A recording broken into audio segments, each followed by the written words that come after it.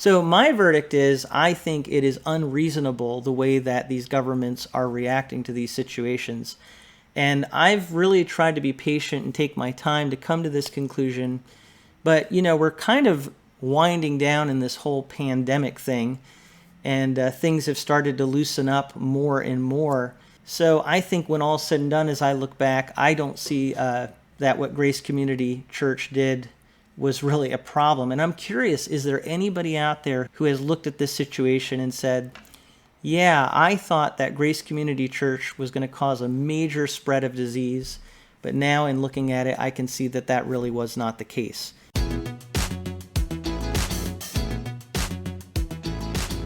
We have good news coming out of Canada. This is a tweet from Pastor Tim Stevens that he wrote the other day. He said, "Thanks for all the prayers and support while I was imprisoned. I'm looking forward to being in the pulpit this Sunday to preach from Matthew 10 on the worthiness of Christ as we follow him in the face of opposition." And then I like here, he has a quote by John Bunyan, "If you release me today, I'll preach tomorrow." So Pastor Tim Stevens was in the pulpit yesterday, as of the time that I'm recording this video, back at his church. It's been busy this past year. I think the only Sundays I've had off is either when we had a baby in December, and so Alex preached that week, and then I've been in jail, detained, you could say, for a few weeks in May, and then again in June, and so Alex preached, and then also Jacob Rion preached for you all last week, and so I'm thankful for those brothers preaching. But besides that, I've been preaching and involved in that, especially with all the guidelines and restrictions. I wanted to make sure that the weight of any enforcement came upon me and not upon the members of the congregation. Here's an article on the situation with Pastor Stevens. It says, from the Christian Post, "Canadian Pastor Tim Stevens released from jail. I'm thankful for God." I'll leave a link to this article in the video description below. But it says here, a Canadian pastor who was arrested for holding an outdoor worship service after authorities ordered his church building to be closed has been released from jail and expressed gratitude to God for sustaining his congregation. Tim Stevens, who serves as pastor of Fairview Baptist Church in Calgary, Alberta, spent the weekend with his family and church about 2 weeks after he was arrested, Rebel News reported. So there's been a lot of interesting things happening up in Canada. This week, actually, with Jason Whitaker, we're going to be talking with a Canadian. His name is Dean Lentini. I think that's how you pronounce his last name. He's going to be coming on the program and talking with us. And he's not really going to be talking about this topic, but I would still like to hear kind of his overall perspective on what's going on in Canada. We have talked with Pastor James Coates' wife on this channel before, and if you haven't seen that interview, I encourage you to check that out.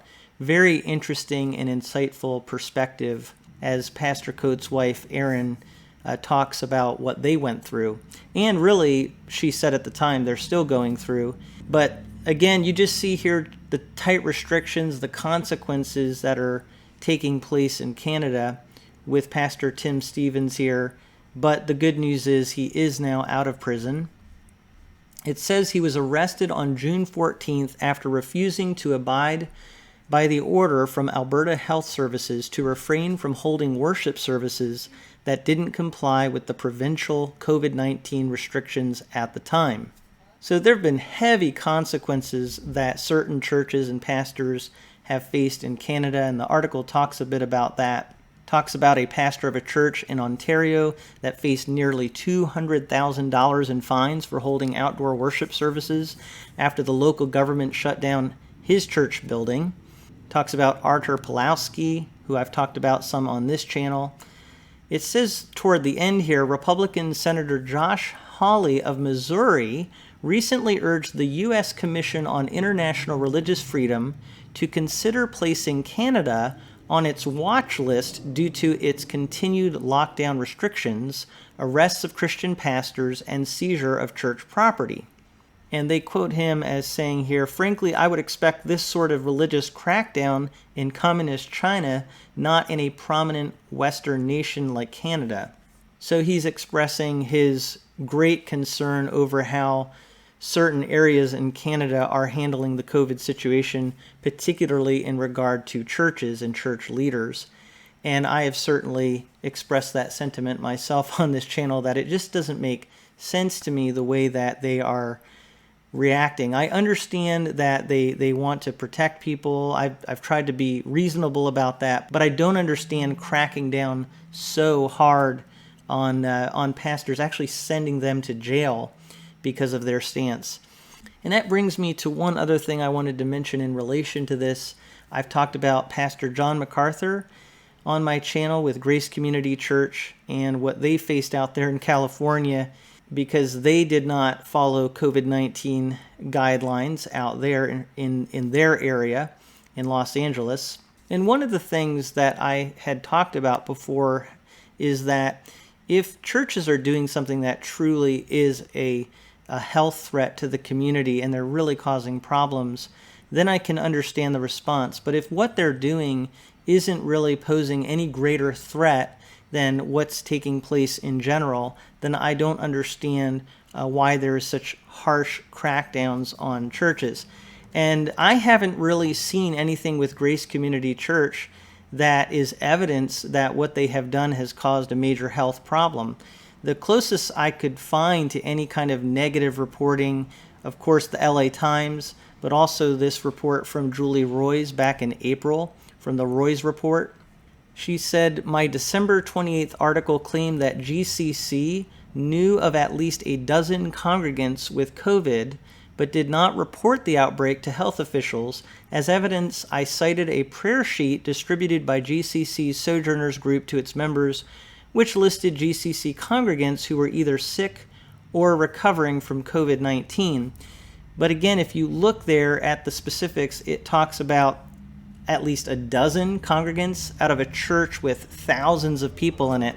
I happened to be talking with someone yesterday who lives in my area but was out in LA last week, and he actually had the chance to visit Grace Community Church and said that the church was totally open, everybody was in there, and there wasn't really a problem. And so I'm just wondering if there's anybody who would say, in looking at this whole situation, that they've actually changed their mind.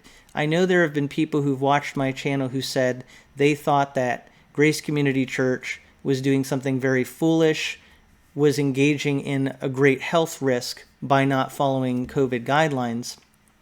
But in reality, I'm just not seeing evidence of that. And from my perspective, I would have to declare Pastor John MacArthur and Grace Community Church the winner in this whole situation. And I think legally they've done quite well. I don't know that the legal situation is completely solved. Hopefully that will come to a conclusion soon. But I would say, practically speaking, I do think that they've had a victory in showing that what they have done isn't of any greater risk than just the general risks of what's happening out there at large. So when you look at LA, they have had an outbreak out there. They have had some bad COVID numbers at certain points. But I don't think that there was any worse situation within Grace Community Church. So I would have to declare that a win if I'm looking at this and saying, okay, who's right? Should we be more restrictive or less restrictive on churches? Based on what I'm seeing with Pastor John MacArthur, his church, even Pastor Coates and his church up in Edmonton, GraceLife Church, and then we've been talking here about Pastor Tim Stevens of Fairview Baptist Church. I'm just not seeing outbreaks at these churches. I mean, people might say there's an outbreak because a certain amount of people get COVID, but again, a certain amount of people are getting COVID in all different places, and I'm not seeing a significantly increased amount of COVID in churches that are meeting. It doesn't seem to me like they're creating any super spreader events or anything like that. So my verdict is, I think it is unreasonable the way that these governments are reacting to these situations. And I've really tried to be patient and take my time to come to this conclusion. But, you know, we're kind of winding down in this whole pandemic thing, and things have started to loosen up more and more. So I think when all's said and done, as I look back, I don't see that what Grace Community Church did was really a problem. And I'm curious, is there anybody out there who has looked at this situation and said, yeah, I thought that Grace Community Church was going to cause a major spread of disease, but now in looking at it, I can see that that really was not the case. Is there anybody out there who has actually changed their mind on this whole situation? I know some of you didn't think it was a problem to begin with, and you would have had maybe a hard time believing if there was a severe outbreak. But I've really tried to be fair as much as I can and just look at the situation as reasonably as possible. I know some people are still going to disagree with me and say that what Grace Community Church has been doing is wrong. And I understand from the Romans 13 standpoint, that's something that people are going to bring up. I have talked about that some on this channel. But from a practical standpoint, from a health standpoint, I just don't see that there's any evidence that what these churches are doing has really been a great threat and has caused a problem. So I declare John MacArthur the winner overall in this situation. And it's also a great win for Pastor Tim Stevens, Pastor James Coates, their churches. I think hopefully we will see things move in a good direction up in Canada, legally speaking. We've been seeing good things here in the United States, but it would be great to see things move in a better direction up in Canada concerning churches being able to meet and exercise their religious freedom. If you'd like to add anything to this conversation and give some of your thoughts on this, your opinions, feel free to leave those in the comment section below. I hope that we can always have constructive and edifying conversation, even if we do disagree on certain things.